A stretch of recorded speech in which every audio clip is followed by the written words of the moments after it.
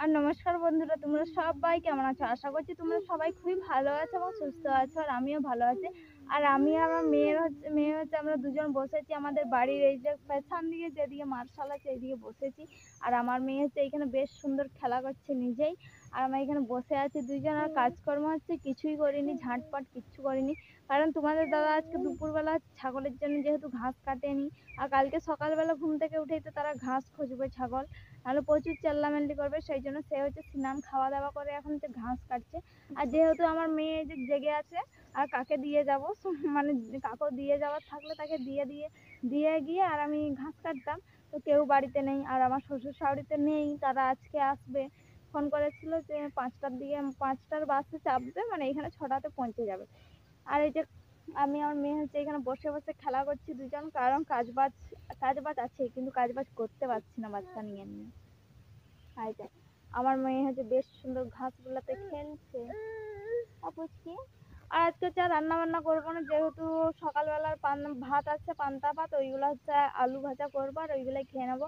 কারণ বাচ্চা নিয়ে নিয়ে রান্না বান্না করতে অনেক কষ্ট লাগে, সত্যি সারাদিন এত কষ্ট।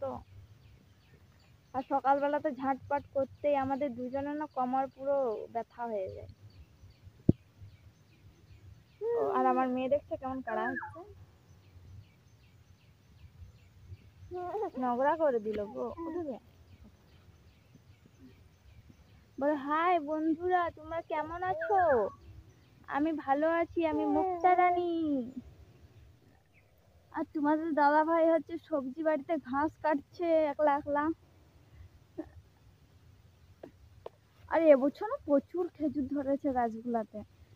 তো এই বছর হচ্ছে জল হচ্ছে যেহেতু ভালোই মনে হচ্ছে পাকবে, না হলে না প্রত্যেক বছর সে কালো কালো হয়ে আর পড়ে যায়।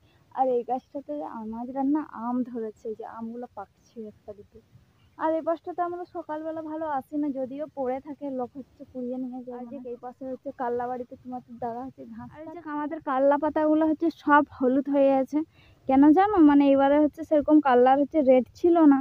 আর তারপরে স্প্রে করাও হয়নি সেরকম, নাহলে স্প্রে যে করেছে বাবা, তো এখন হচ্ছে আর সে আগের মতন ফল হবে না, কারণ এই যে পাতাগুলো সব হলুদই হয়ে গেছে।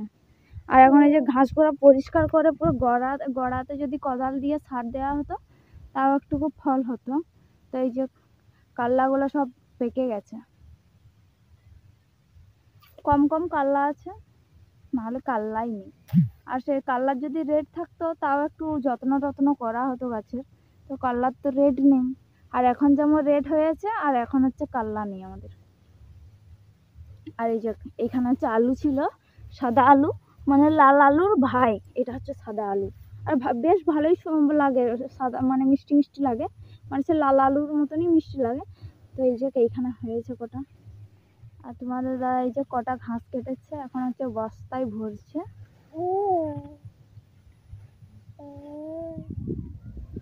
আর এখন আমি আমার মেয়ে হচ্ছে দুজনে এই বাঁধের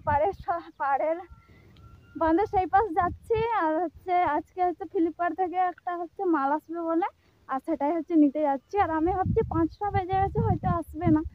আর এখন হচ্ছে ফোন করেছিল, আসছে, আমি যাই। আর যে এখন হচ্ছে ফ্লিপকার্ট থেকে মালটা নিয়ে যাচ্ছি। আর কারণ আমি যখন অর্ডার দিয়েছিলাম তখন হচ্ছে 323 টাকা লেখা ছিল, আর যেহেতু 323 টাকা হচ্ছে নিয়ে গেছিলাম, তারপরে দেখছি যে ওইখানে ফ্লিপকার্ট ভাড়াটা বলছে 333 টাকা। তারপরে ওইখানে একটা লোককে মানে চাইলাম যে 10 টাকা টাকা দাও, আর আমি হচ্ছে বাড়ি থেকে এনে দেবো। সেই জন্য হচ্ছে আমার মেয়েকে রেখে এলাম। আর এখন হচ্ছে যাচ্ছি 10 টাকাটা নিয়ে আবার ফেরত দেবো, আর আমার মেয়েকে হচ্ছে নিয়ে আসবো। আর এটাতে কি আছে এটা তো হচ্ছে পরে দেখাবো তোমাদেরকে। আর এই যে আবার হচ্ছে যাচ্ছি, আর এই যে 10 টাকা নিয়েছে, আর যেহেতু ধার নিয়েছে দিতে হবে। আর যদি পরে দিই না, মানে এটা হচ্ছে 5 টাকা 10 টাকা যেহেতু, আর ভুলে যাবো, সেই জন্য হচ্ছে এক্ষুনি দিয়ে আসে, আর পরে যদি ভুলে যাই। আর আমার মেয়েও আছে যেহেতু আনতে যেতে হবে, আর সেই জন্য হচ্ছে দিয়ে যাচ্ছে।